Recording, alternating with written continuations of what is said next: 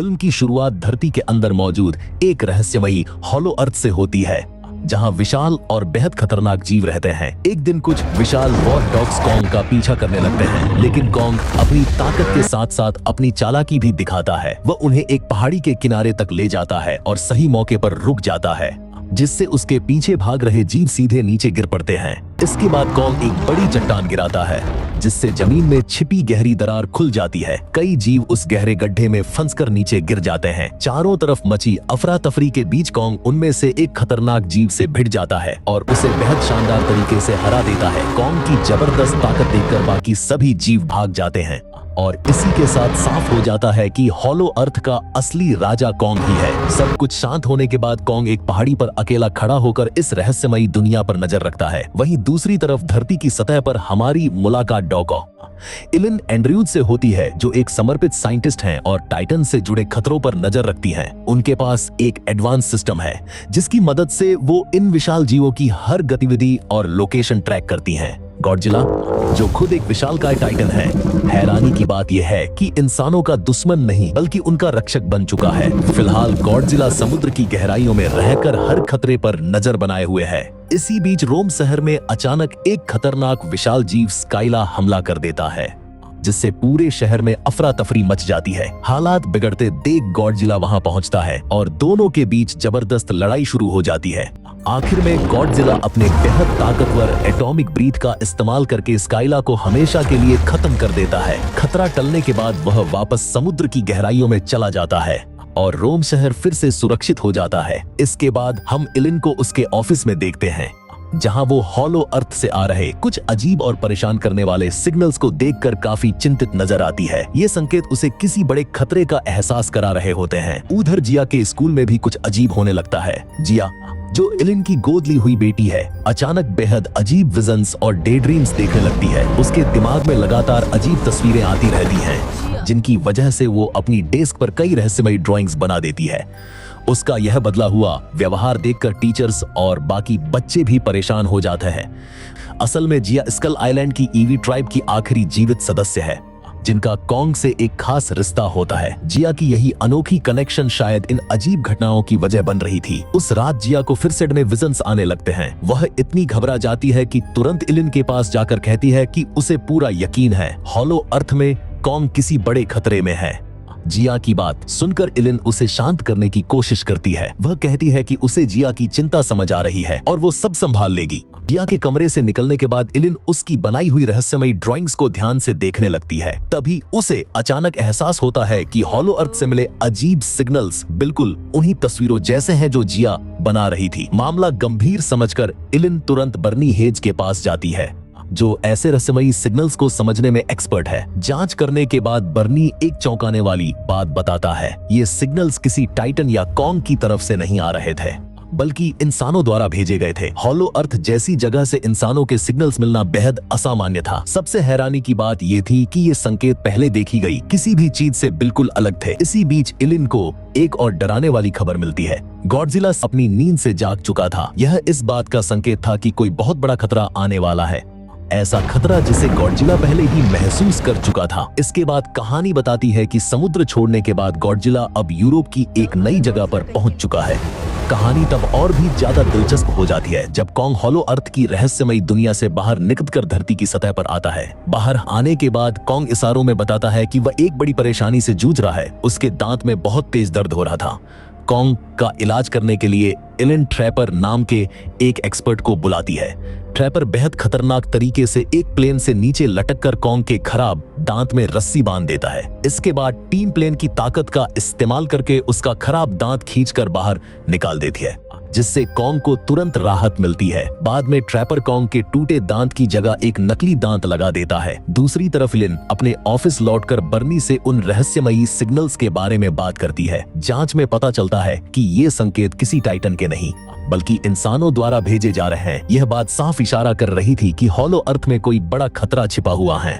इस नए खतरे का सामना करने के लिए इलिन एक छोटी टीम तैयार करती है, जिसमें बर्नी, ट्रैपर, जिया और पायलट मिकेल शामिल होते हैं। कॉन्ग के साथ यह पूरी टीम हिम्मत करके धरती के केंद्र यानी हॉलो अर्थ की तरफ निकल पड़ती है। हॉलो अर्थ तक पहुंचने का सफर बेहद खतरनाक और मुश्किल था। रास्ते में कई चुनौतियां आईं। लेकिन आखिरकार टीम उस खूबसूरत और रहस्यमयी दुनिया तक पहुंच जाती है। वहां कॉन्ग अपने पूर्वजों की गुफा में जाकर सुकून महसूस करता है, जबकि बाकी लोग अपने बेस की तरफ बढ़ जाते हैं। उधर धरती की सतह एक हाईटेक कंट्रोल रूम में गॉडजिला की हर हरकत पर नजर रखी जा रही होती है। गॉडजिला रोम छोड़कर उत्तर की तरफ बढ़ता है और फ्रांस के एक न्यूक्लियर प्लांट पर हमला करके वहां की रेडिएशन को सिकर अपनी ताकत बढ़ा लेता है। मोनार्क को अब यकीन हो जाता है कि गॉडजिला किसी बड़े खतरे की तैयारी कर रहा है। इसी बीच हॉलो अर्थ में इलिन को एक बेहद दुखद और डरावना नजारा दिखाई देता है। मोनार्क की वह आउटपोस्ट, जो कभी इंसानों की एडवांस टेक्नोलॉजी का केंद्र थी, अब पूरी तरह तबाह हो चुकी थी। यह सब देखकर साफ पता चलता है कि टाइटंस की ताकत कितनी खतरनाक और विनाशकारी हो सकती है। उसी दौरान कॉन्ग को एक अजीब सी ऊर्जा महसूस होती है, जैसे कोई अनजान टाइटन आसपास मौजूद हो। आने वाले खतरे को महसूस करते हुए कॉन्ग अपनी कुल्हाड़ी उठा लेता है और लड़ाई के लिए तैयार हो जाता है। हॉलो अर्थ में आगे बढ़ते हुए कॉन्ग एक बड़े झरने के पास पहुंचता है। वहां धुएं के बीच उसे एक विशाल और डरावनी परछाई दिखाई देती है, लेकिन करीब आने पर पता चलता है कि वह सुको नाम का एक छोटा गोरिल्ला था। कॉन्ग दोस्ती का हाथ बढ़ाने की कोशिश करता है, लेकिन सुको अचानक उसे काट लेता है और वहां से भाग जाता है। कॉन्ग तुरंत उसका पीछा करने लगता है। तभी अचानक कई विशाल गोरिल्ले कॉन्ग को पकड़ लेते हैं, लेकिन कॉन्ग अपनी जबरदस्त ताकत से आसानी से खुद को छुड़ा लेता है। तभी सुको दोबारा सामने आता है और कॉन्ग उसे पकड़कर बाकी गोरिल्लों से लड़ने लगता है। इसके बाद कॉन्ग और उन गोरिल्लों के बीच भयंकर लड़ाई होती है। कॉन्ग पूरी ताकत और जंगली इंस्टिंक्ट के साथ लड़ता है और एक एक करके सबको हरा देता है। आखिर में वही सबसे ताकतवर और असली लीडर साबित होता है। लड़ाई खत्म होने के बाद कॉन्ग सुको से उसके कबीले तक ले चलने के लिए कहता है, लेकिन सुको उसकी बात का कोई जवाब नहीं देता। फिर भी कॉन्ग हार नहीं मानता और आगे बढ़ता रहता है। उधर हॉलो अर्थ की गहराइयों में इलिन की टीम उन रहस्यमयी सिग्नल्स का सच पता लगाने में लगी हुई थी।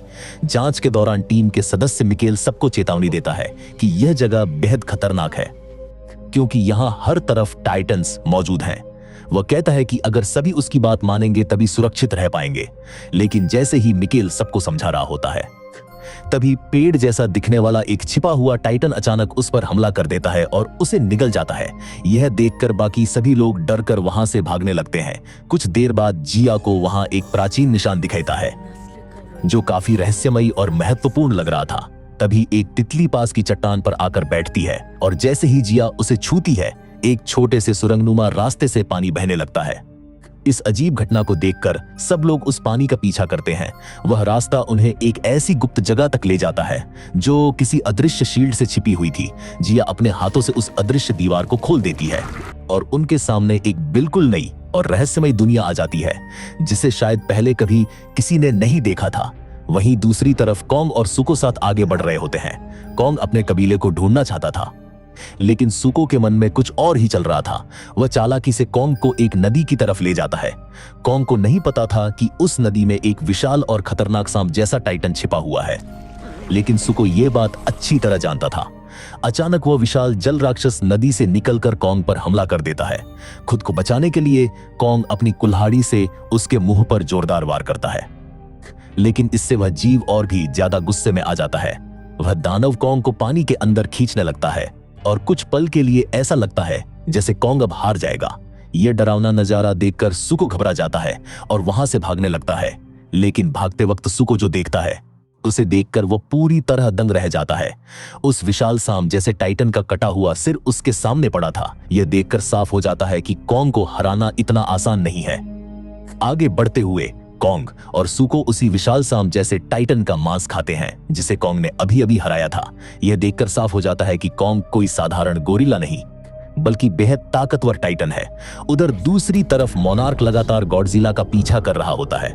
इसी दौरान गॉडजिला समुद्र के अंदर रहने वाली टाइटन टाइमैट तक पहुंच जाता है, जो अपनी लंबी नींद से जागकर उससे लड़ने निकलती है।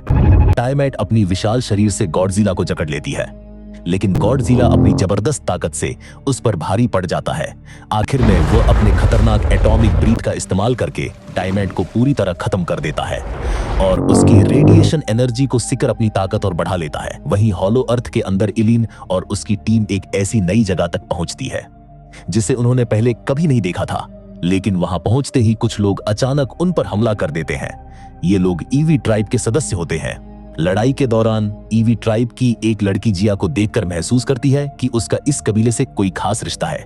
इसके बाद वे जिया को अपने कबीले के लीडर के पास ले जाते हैं। जब ट्राइब का लीडर जिया का हाथ पकड़ता है तब उसे पता चलता है कि जिया सच में ईवी ट्राइब का हिस्सा है। वे कहते हैं कि हॉलो अर्थ में कॉन्ग जैसे कई गोरिल्ले रहते हैं और उन सब का एक बेहद क्रूर राजा है। स्कार किंग सिर्फ हॉलो अर्थ तक सीमित नहीं रहना चाहता, बल्कि वह ऊपर की दुनिया पर भी कब्जा करना चाहता है।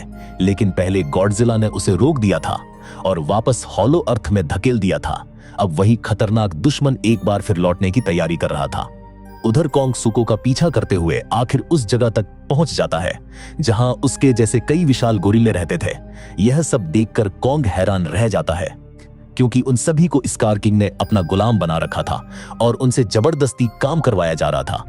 इसी दौरान कॉन्ग देखता है कि स्कार किंग का एक गुर्गा एक बूढ़े गोरिल्ले को बेरहमी से मार रहा है। यह नजारा देखकर कॉन्ग वह तुरंत आगे बढ़कर उस गुर्गे पर जोरदार हमला करता है और अपनी ताकत दिखा देता है।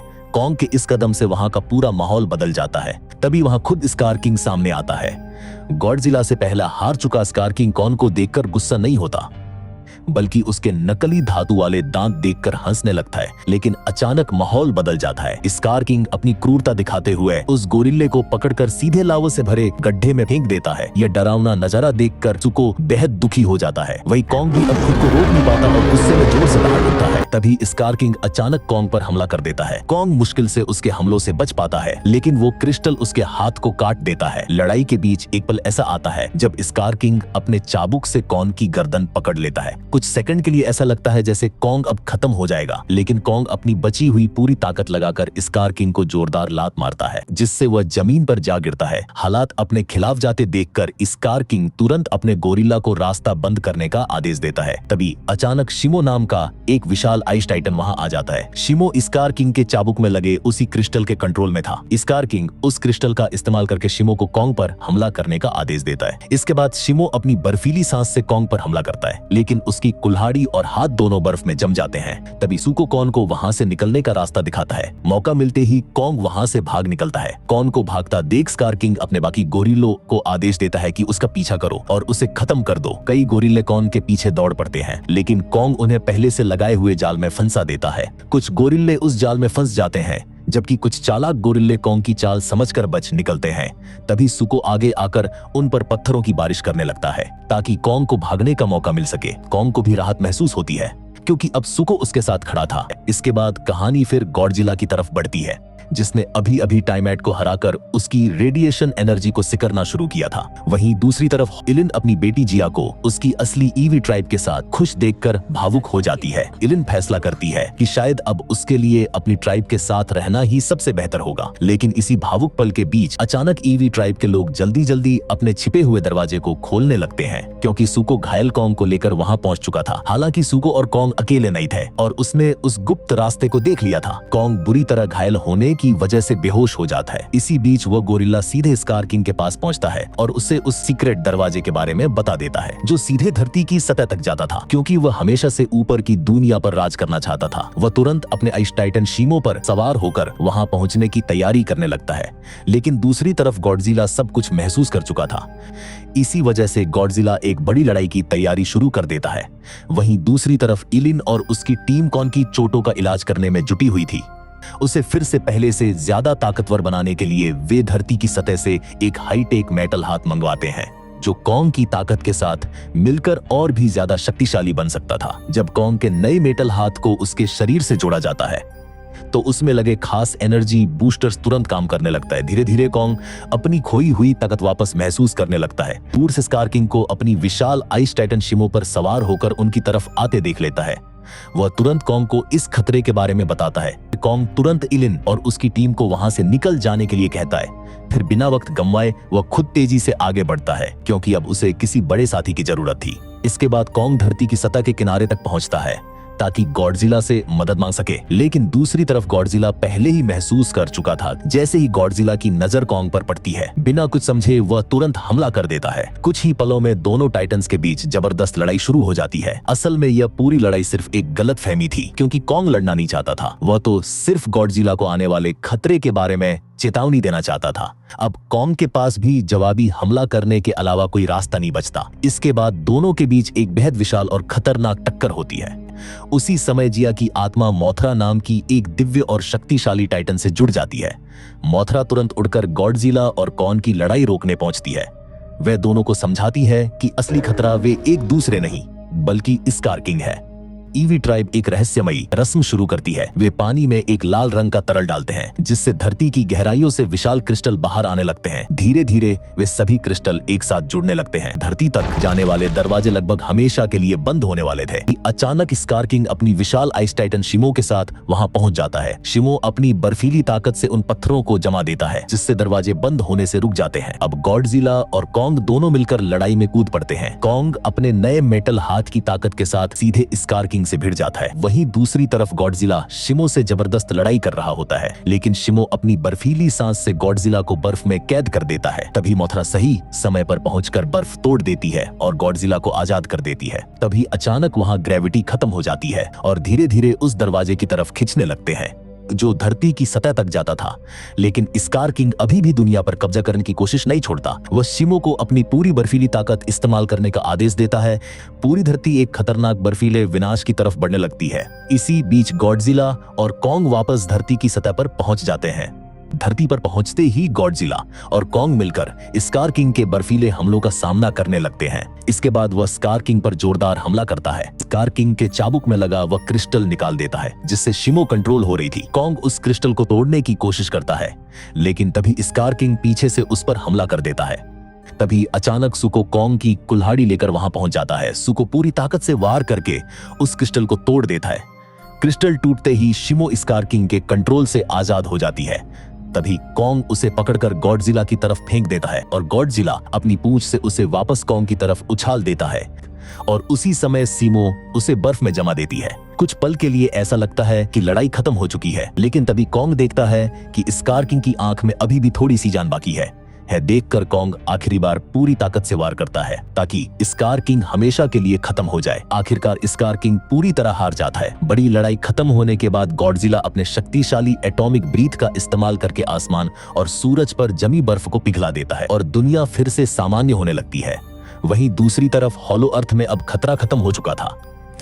इलिन और उसकी टीम वापस धरती की सतह पर लौटने की तैयारी करने लगते हैं। इलिन नहीं चाहती थी कि वह जिया को उसकी ट्राइब और वहां मिली खुशियों से दूर ले जाए, लेकिन तभी जिया उसे बताती है कि उसकी असली खुशी हॉलो अर्थ में नहीं बल्कि इलिन के साथ है, क्योंकि वही उसके लिए असली घर जैसा महसूस होता है। ये सुनकर इलिन बेहद खुश हो जाती है और दोनों साथ वापस जाने का फैसला करते हैं। इसके बाद मोथरा धरती के टूटे हुए हिस्सों और खतरनाक दरवाजों को फिर से बंद करने लगती है ताकि दुनिया दोबारा सुरक्षित हो सके। उधर गॉडजिला लंबी और खतरनाक लड़ाई के बाद बेहद थक चुका था, आराम करने के लिए शांत जगह पर चला जाता है। वहीं दूसरी तरफ कॉन्ग वापस हॉलो अर्थ लौटा है, जहाँ बाकी सभी गोरिल्ले उसका स्वागत अपने नए राजा के रूप में करते हैं। और इसी के साथ मूवी यहीं पर खत्म हो जाती है। गाइस, अगर वीडियो आपको पसंद आई हो तो चैनल को सब्सक्राइब जरूर करें, कमेंट करके वीडियो के बारे में अपना ओपिनियन जरूर शेयर करें।